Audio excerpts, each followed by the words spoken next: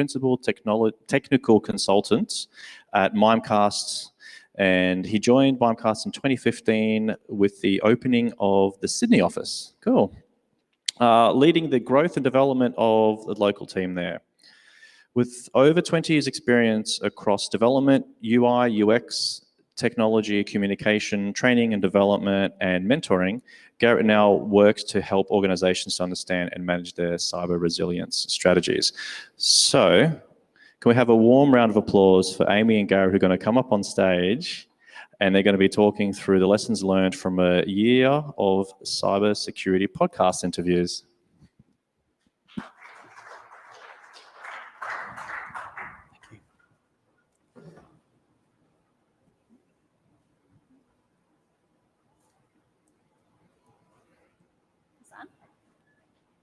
Is it on?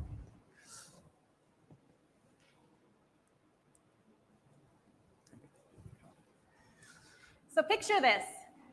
It's 2017, and I'm 5 months into working at Mimecast. It's my first role in cybersecurity. I've recently completed all my cyber awareness training, and given my inexperience, paranoia might be running a little bit high.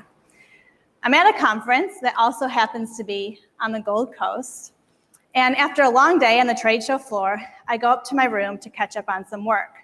But my mouse cursor keeps getting away from me and drifting off the page.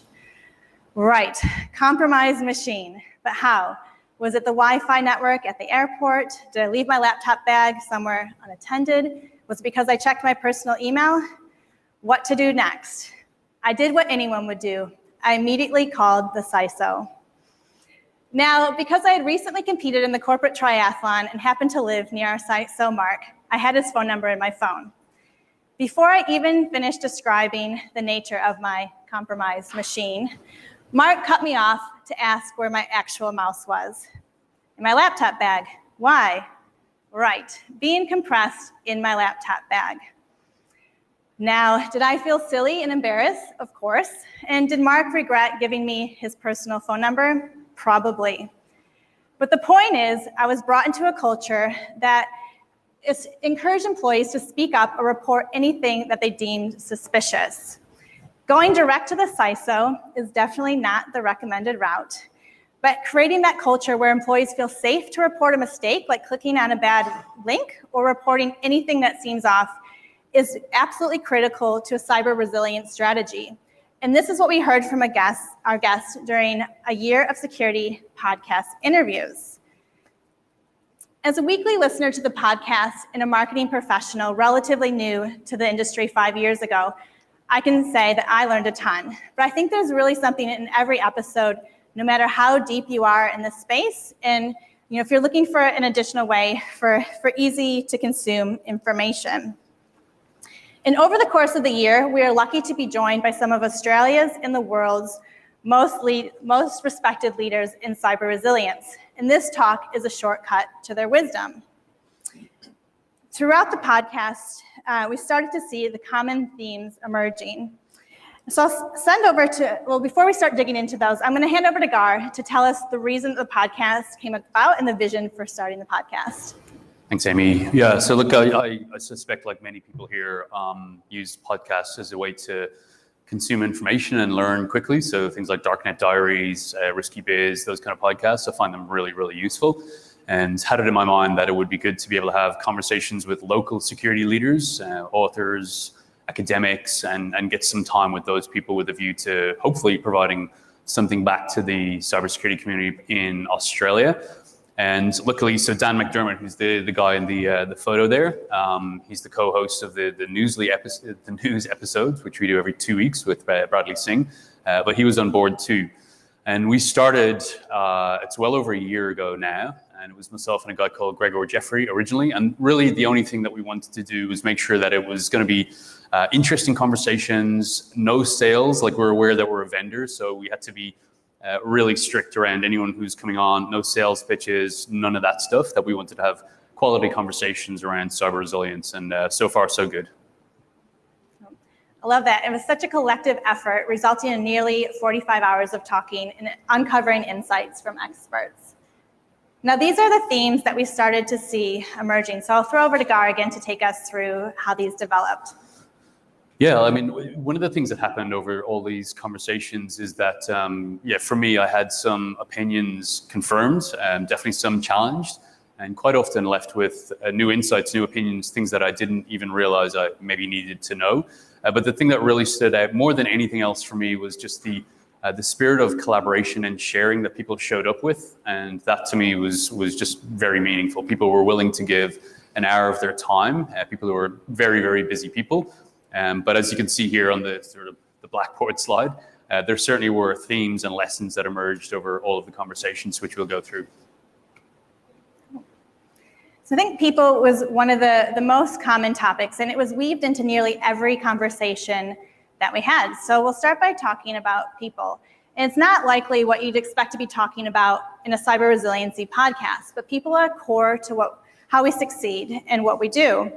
And most relevant in regard to people is at a cultural level and an end user training level. Now, I spoke to my experience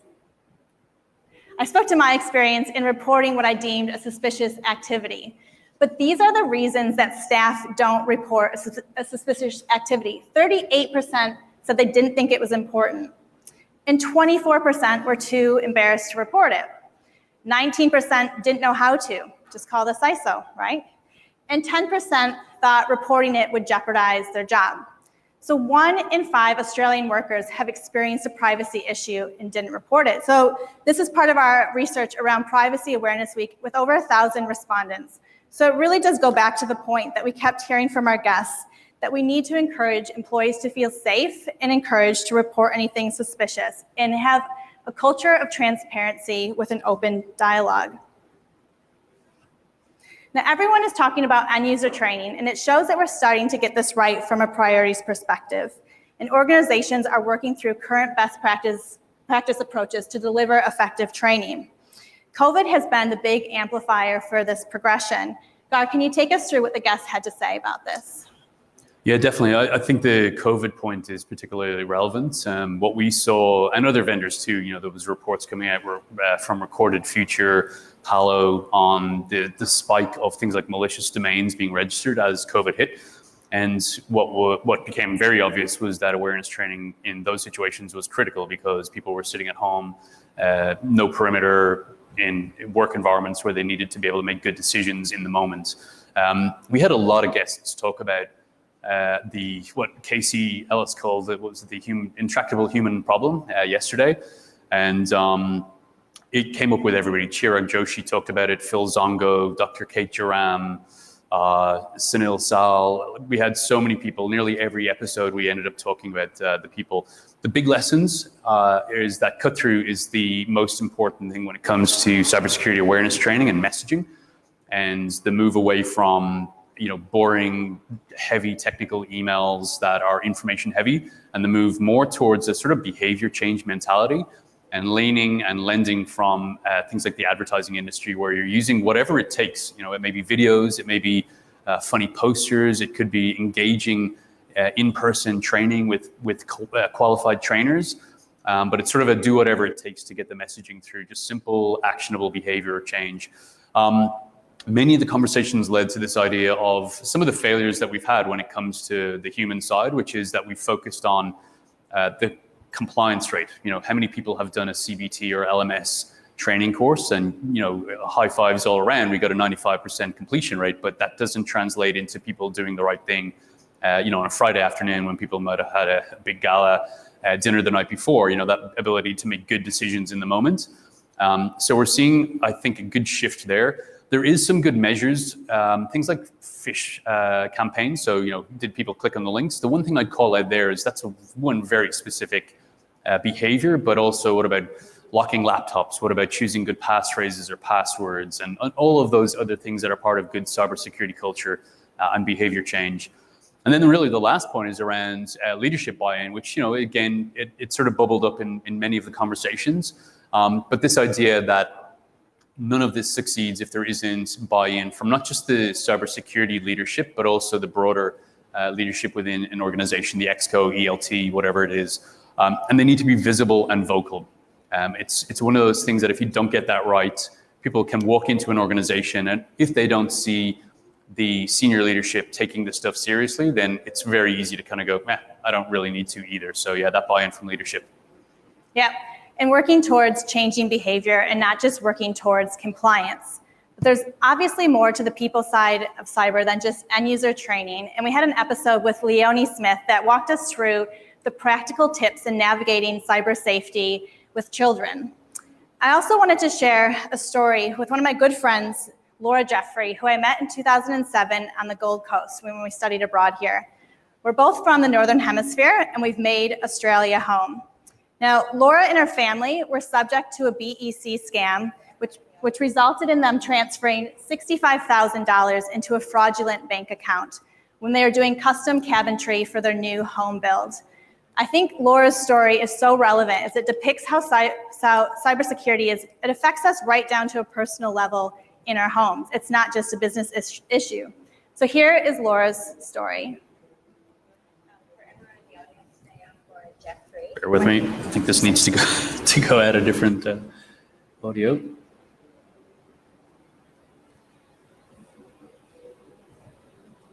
Want to try that again?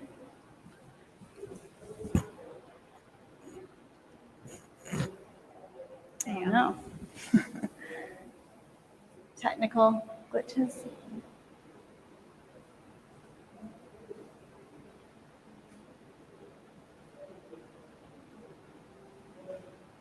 Again?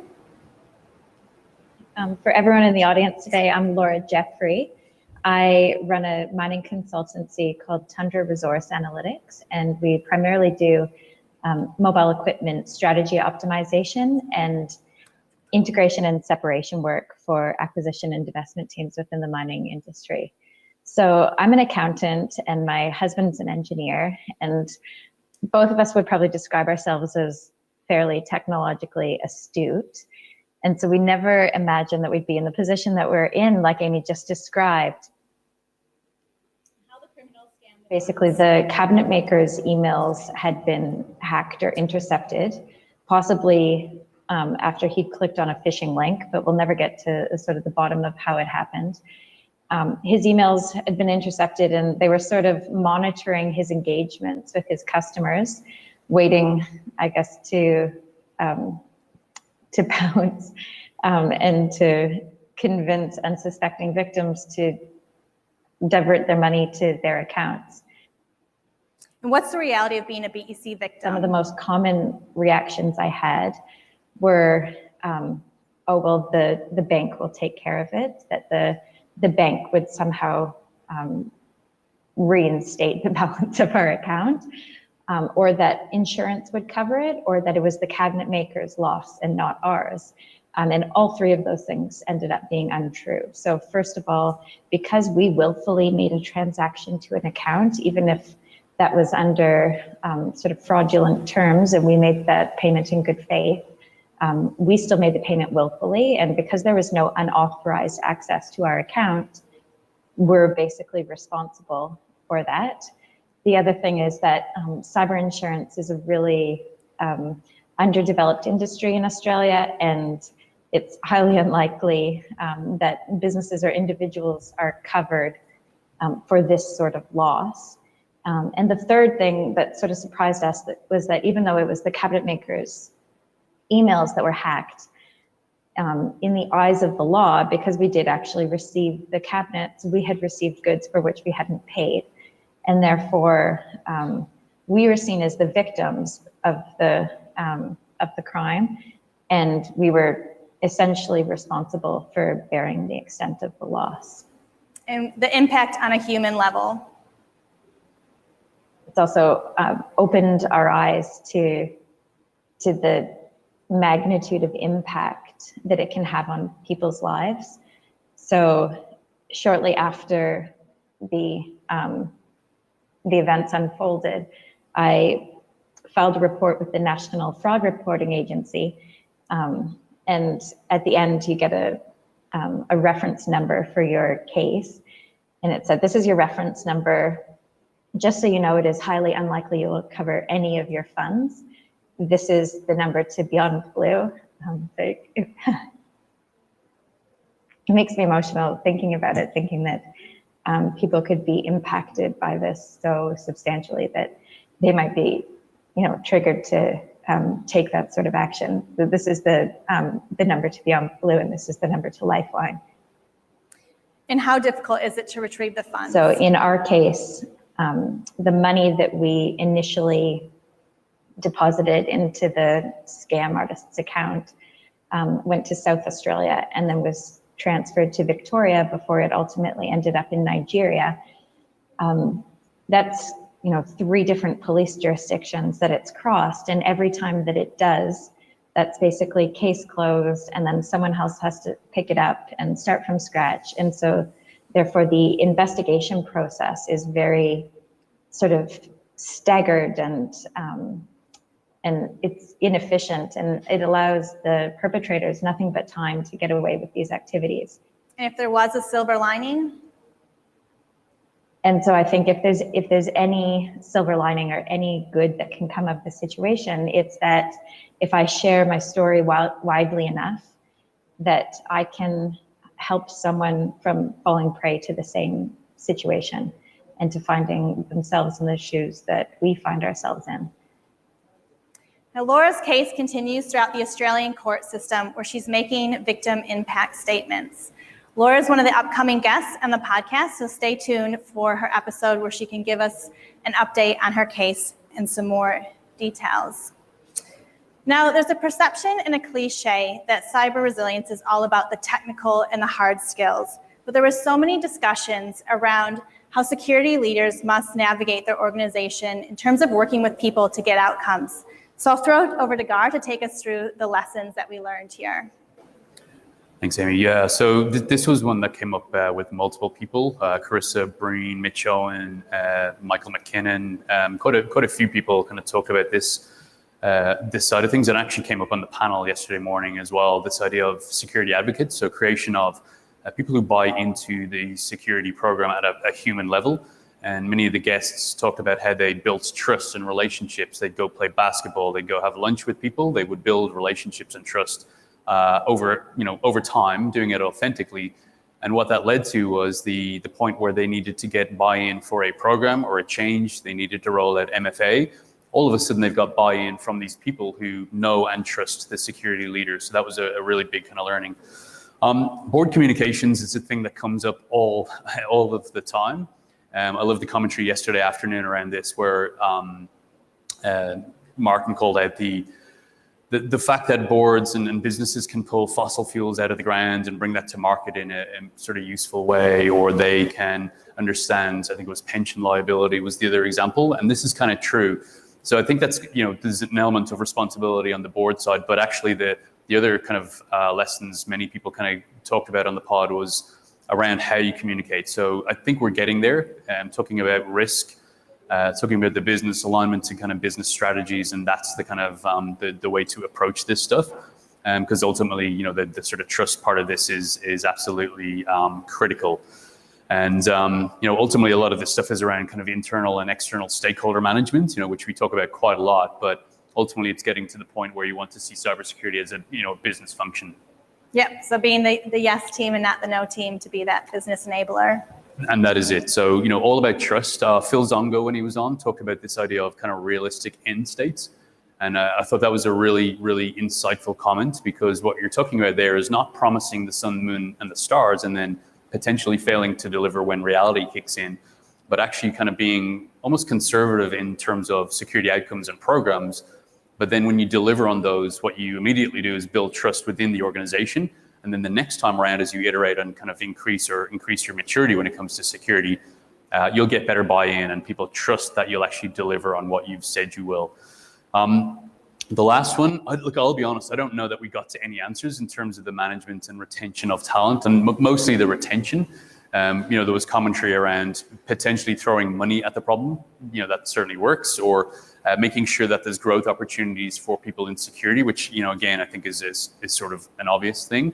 I really like Jess Donovan's comments yesterday on how SOAR can play a pretty big component in this, and I suspect that will be true, where if we can automate some of that more repetitive tasks, and was Adam's comment, the the wicked problem.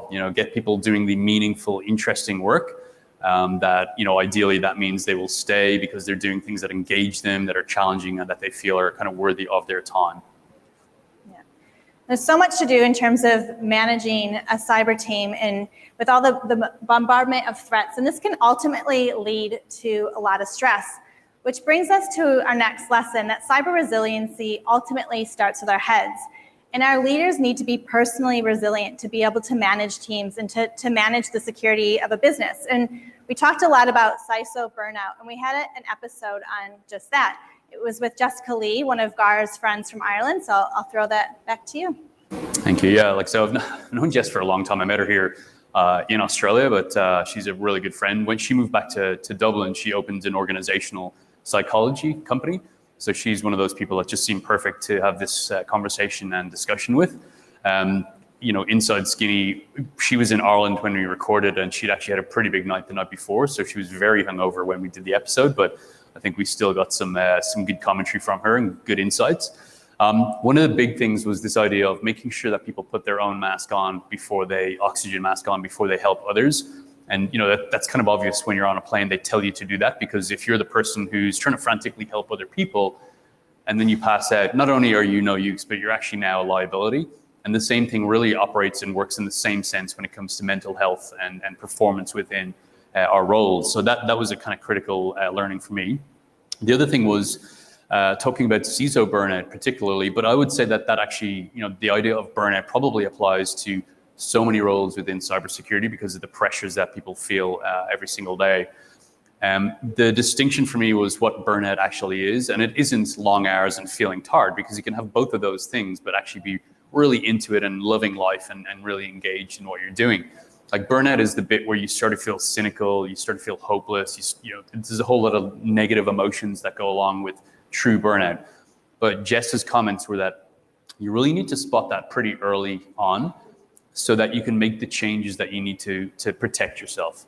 And that might seem sort of obvious when you say it out loud, but I think many of us, as you go through the day, you just keep punching on. And Jess's comments were that you can't wait until the point where you've got to either change jobs because you feel like that's the solution, or take a leave of absence because you just can't do it anymore. But if you notice this stuff early and then protect yourself mentally and sort of physically as well, that puts you in a better position to kind of go and perform in a role. And what I would say is that this isn't, yes, it's about mental health, but it's got a very material impact to the ability of an organization to do cybersecurity resilience, which then translates into a company or an organization's ability to perform, its mission. So they're directly linked. If you're not mentally healthy, you're not performing and sort of executing as well as you could, or making decisions as well as you could, or as quickly as you could. So there's a real impact to organizations on this stuff. And one of the things I would say is that, this is part of a broad conversation in Australia, which I think is so good. I'm certainly having these conversations with friends, in professional environments. I heard somebody at the conference, overheard a conversation happening about this exact topic. And I think there's something lovely about the fact that we're now talking about this stuff and having the conversation. While it is a broad conversation, I do think there is something very specific to the CISO role or security leader role, where there is so much going on there in terms of, standard senior management of budgets, people, programs, all of that stuff. But then the fact that logos are hitting the news on a regular basis, and that is a fairly intimidating thing to potentially have. So they've got a huge weight on their shoulders. Yeah, absolutely. And something that can help with that is by broader collaboration. And there are support networks that exist and that are emerging today. Yeah, so this photo, this is my chopping board at home. I got this in 2017 after doing a speaking spot at the AusCERT. And this is actually it. So every little cut that you can see there is probably some friends had come over for cheese and, we were drinking wine. So kind of fond memories. But the important part is in the bottom right, if you can see the United We Stand. It's 4 years ago, but we kind of get that that's important. So, that idea of collaboration was also something that many of the guests talked about. And, it was pretty clear that that's an important part for all of them. So let's cut to the next slide and talk about how we achieve this through technology. So we had a lot of interesting conversations around the collaboration side from a technology perspective with methods such as SOARs and SEAMs, working with integration partners, ML and AI. I'll throw over to Gar to take us through some of the technical learnings from these conversations. Yeah, because there was quite a lot here.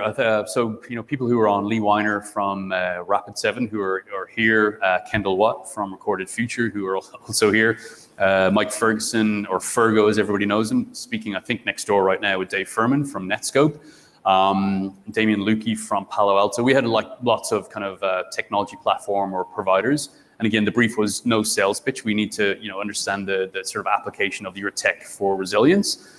And the things that came up for me was that the technology platforms were certainly in a good place. The technology is strong, but the trajectories are in sort of going in very meaningful directions. We're seeing some cool stuff happening from a tech perspective. Yes, the intractable human problem, but let's be honest, we're never going to get away from technical controls when it comes to cybersecurity.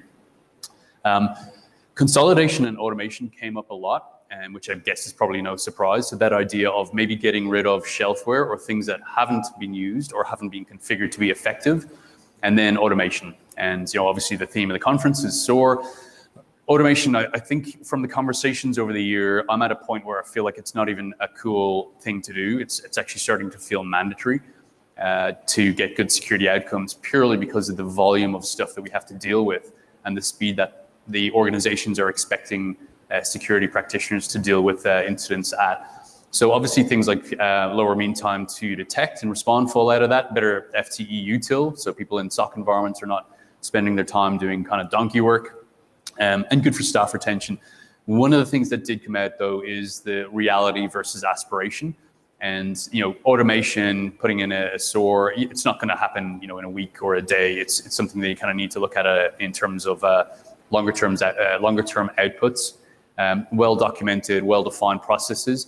And I don't think we're ever going to get to the point soon where it's fully automated, because if you get it wrong, you've maybe automated an incident response that causes bigger problems than the actual incident would have.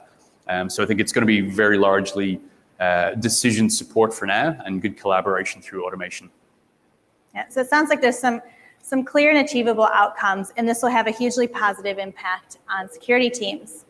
I think there's another piece around collaboration, and it really is that warm and fuzzy piece. And throughout the year, we heard time and time again that we're all in this together, and that we're all fighting for the same cause against the cybercrime and the baddies. And this is in vendor land and across competitors as well. It's become clear that it's not a competitive race.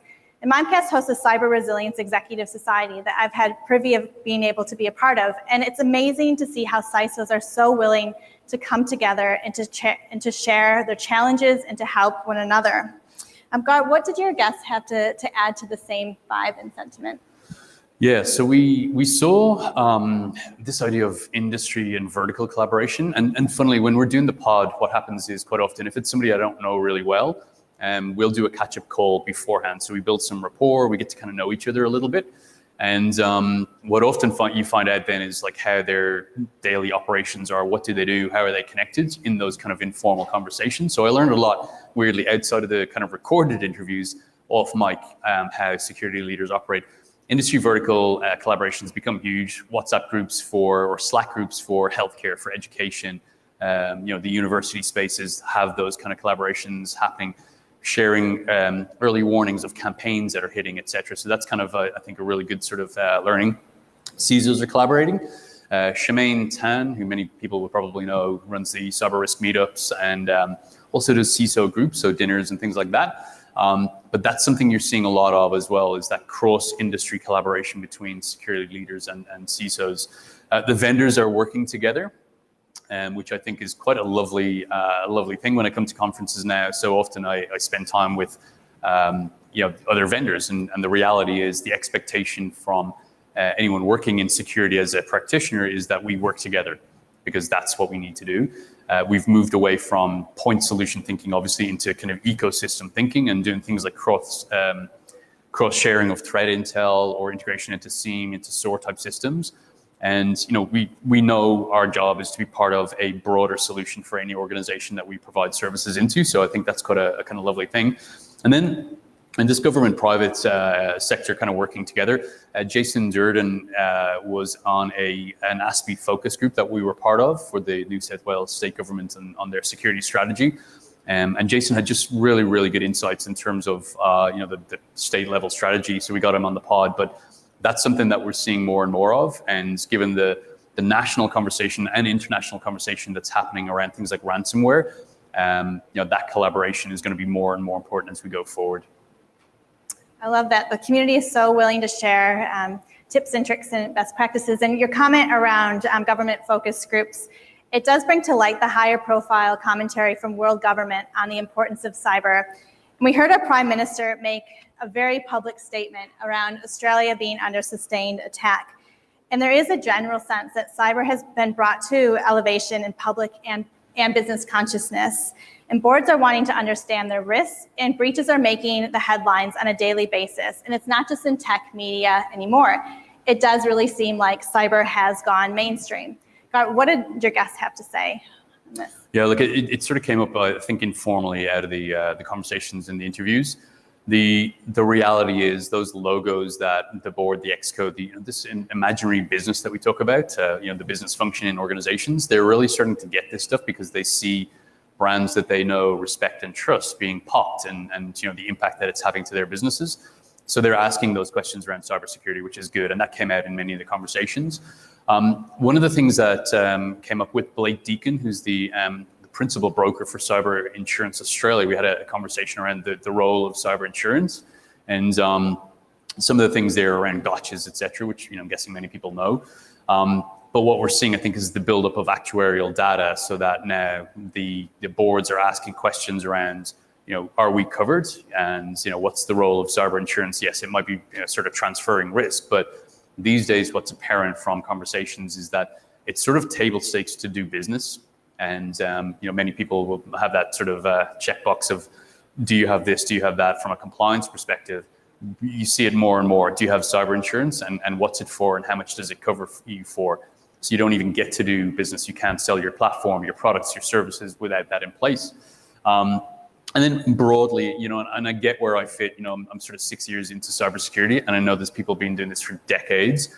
But one of the things I feel like I've seen is this kind of maturing of the industry in terms of the conversations, in terms of our status, our role as a business function within organizations. And that was really apparent through the interviews over the course of the year. And also that the businesses are really starting to understand why this stuff is so important.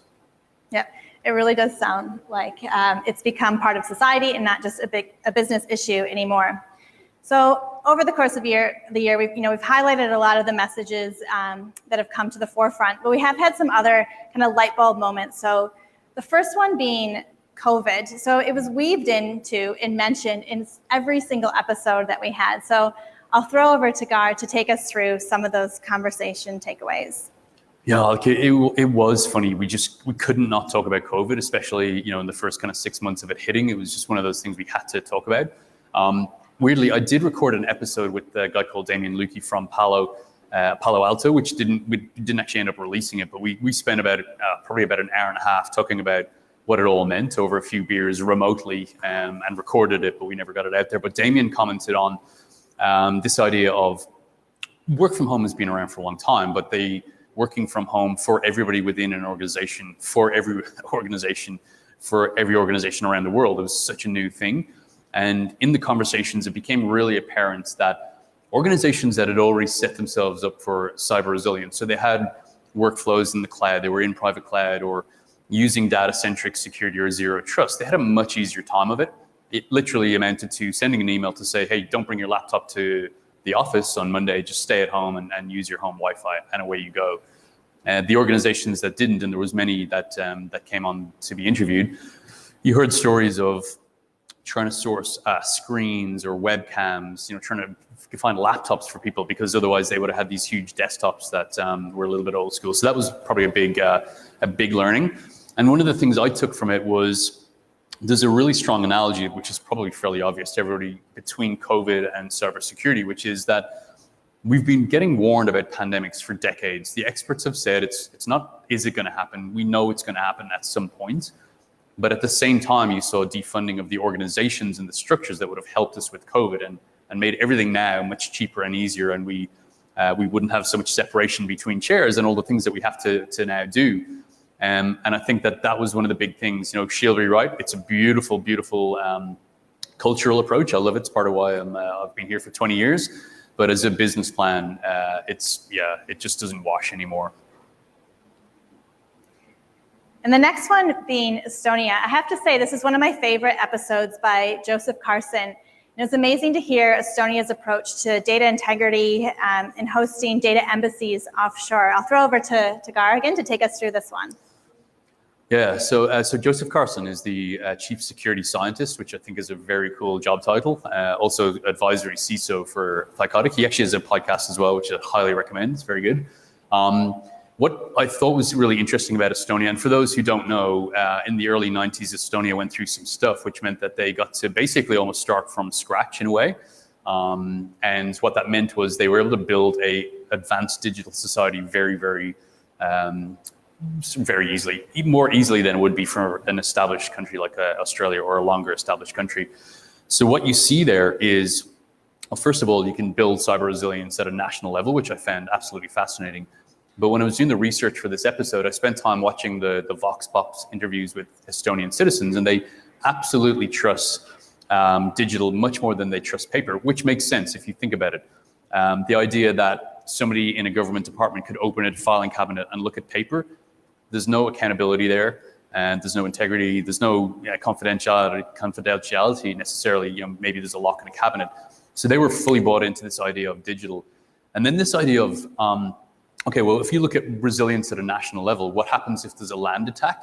And then they realize, well, our DCs get popped. We might have, data replication and geo separation. That's cool. But if there's a land-based attack and the tanks roll in, well, we're still in a lot of trouble. So they basically set up DCs in other countries, gave them embassy or sovereign rights. And, I thought that was just a really elegant approach to, national level cyber resilience.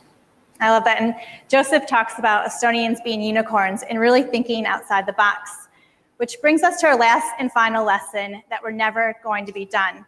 In the arms race of cyber, it really does become evident that change is constant, and we're always looking for new ways and better ways to do things. I'll throw over to Gar to tell us your thoughts on that.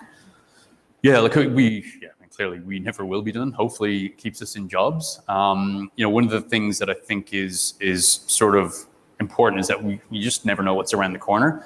I interviewed Dmitry Alperovich, if people know him. He was the sort of co-founder, former CTO of CrowdStrike, and he works with Silverado, which is a policy organization out of Washington, and was kind of asking him about this stuff last Friday, so that goes out on Tuesday.